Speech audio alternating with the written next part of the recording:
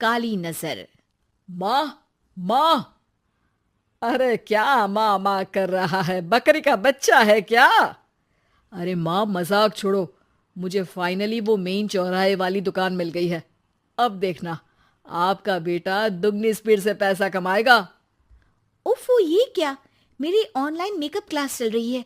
इतनी जोर से क्यों बोल रहे हो आप दोनों? अरे मेरी धर्म पत्नी जी, मेकअप क्लास बाद में करना। वो चौराहे वाली दुकान मिल गई है हमको। अरे वाह! रुको, मैं अपनी माँ को फोन लगाकर बता देती हूँ। अरे मैं भी अपने रिश्तेदारों को बता देती हूँ। कितनी खुशी की बात है। हाँ हाँ, मैं भी अपने दोस्तों को बता देता हूँ। 1 हफ्ते बाद रजिस्ट्री है। बस, घर में खुशी का मौका था। उन तीनों ने अपने अपने फोन उठाए और लोगों में बात फैलाना शुरू कर दिया। और रही सही कसर, श्वेता बहू ने अपने पड़ोस में सबको बताकर कर दी। अरे वर्मा आंटी, अब हम भी जल्दी कार ले लेंगे। घर का रेनोवेशन होगा और ठाट से रहेंगे हम भी। अरे, ऐसा क्या हुआ? लॉटरी बाटरी लग गई है क्या? अरे, इस बार चौराहे वाली मॉल में हमको भी दुकान मिल गई है। दुकान नंबर 21, जो एकदम चौराहे पर है। अब ग्राहक बढ़ेंगे तो आमदनी भी बढ़ेगी ही ना। अरे वाह, कितनी खुशी की बात है। मैं बहुत खुश हूँ तुम्हें इतना खुश देख के। बाकी एक बात कहूँ, सबको मत बताते फिरना। किसी की नजर लग जाएगी तो खुशी की खबर वापस लौट जाएगी। हैं? ऐसे थोड़ी ना होता है। अब डरा रही हो। अरे सही कह रही हूँ। काली नजर कहते हैं इस चीज को, जब आप किसी को कुछ बताओ और वो काम बिगड़ जाए।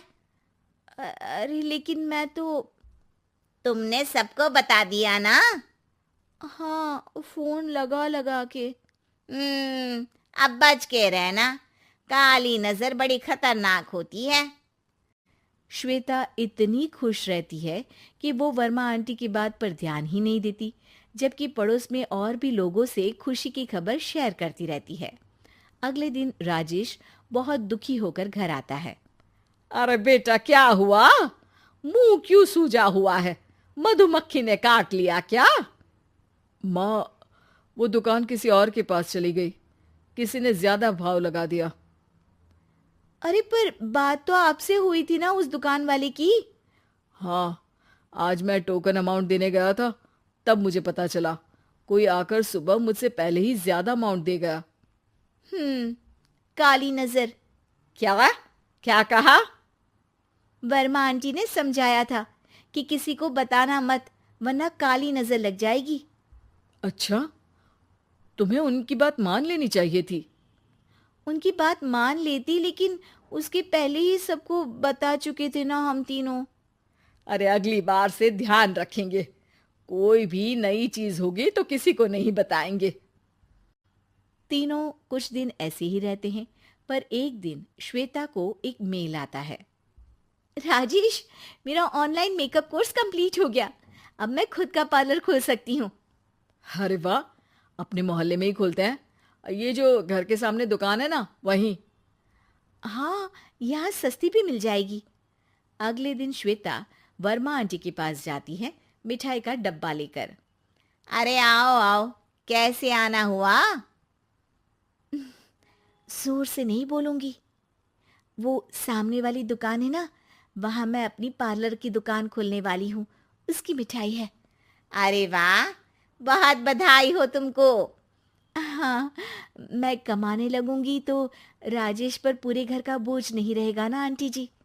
ये तो है। पर ये बता कि तूने ये बात किसी और को तो नहीं बताई ना?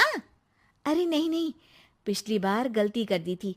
काली नजर लगी किसी की और राजेश के हाथ से वो दुकान चली गई थी। सबको मत बताना। चलो मैं चलती हूँ, कल दुकान की बात करने भी तो जाना है। अगले दिन श्वेता दुकान के लिए मालिक से बात करने जाती है।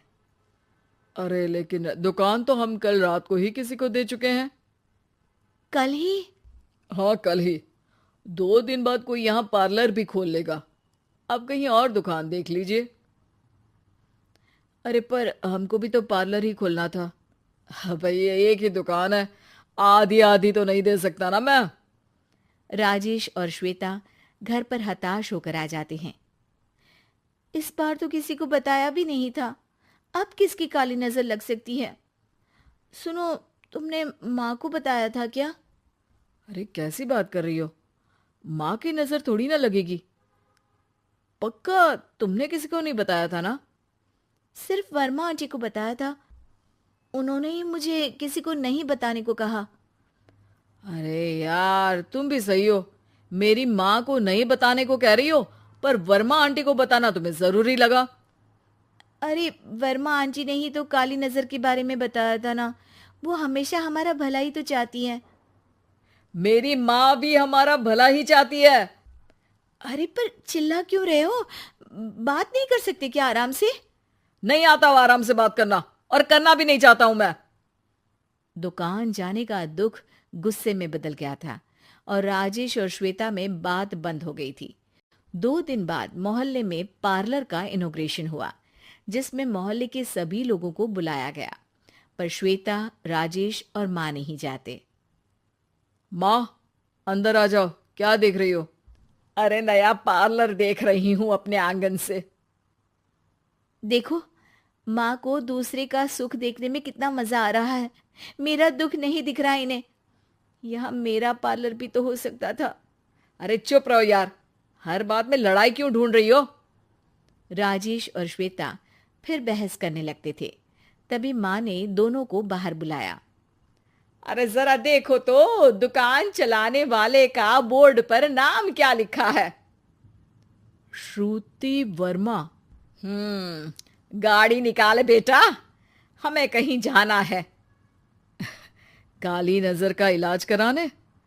राजेश अपनी बाइक निकालता है। तीनों ट्रिपलिंग कर रहे हैं। माँ राजेश को उस मॉल वाली दुकान पर लेकर जाती है जहां राजेश अपनी दुकान खोलने वाला था। यही दुकान लेना चाहता था ना तू? हाँ, पर इनको भी दुखी करने लेकर आई हो क्या यहाँ पर दुकान दिखाकर? वहां काफी नहीं था? अरे श्वेता, थोड़ा सब्र रख, अभी पता चलेगा कि हम यहाँ क्यों आए हैं। बता, इस दुकान चलाने वाले का नाम क्या है? अनुपम वर्मा। कुछ समझ में आया? वो दुकान वाली श्रुति वर्मा, ये दुकान वाला अनुपम वर्मा, और हमारे पड़ोस में हमने उस दुकानों के बारे में बताया किसको था? अब वर्मा आंटी को। मतलब वर्मा आंटी ही हमारा काम बिगाड़ रही है? नहीं नहीं, ऐसा नहीं हो सकता, ये बस इत्तेफाक है। राजेश अपना फोन निकालता है और श्रुति वर्मा और अनुपम वर्मा के नाम फेसबुक पर सर्च करता है, जहां ये दोनों ही वर्मा आंटी के रिश्तेदार होते हैं। श्वेता को समझ में आ जाता है कि वर्मा आंटी की ही नजर खाली नजर है। अब क्या करना है? कोई भी खुशी की खबर हो तो काली नजर से बचना है, यानी वर्मा आंटी से बचना है। अरे पर मुझे ये समझ में नहीं आया कि वो हमारे साथ ऐसा क्यों करेंगी। अरे बेटा, एक सीख है, दूर के आदमी को आपकी तरक्की से कम परेशानी होगी, पड़ोसी को ज्यादा। दोनों माँ की बात में हामी भरते हैं और अगला काम चुपचाप करने की कसम खाते हैं, ताकि आगे से वर्मा आंटी कोई काम ना बिगाड़ सके।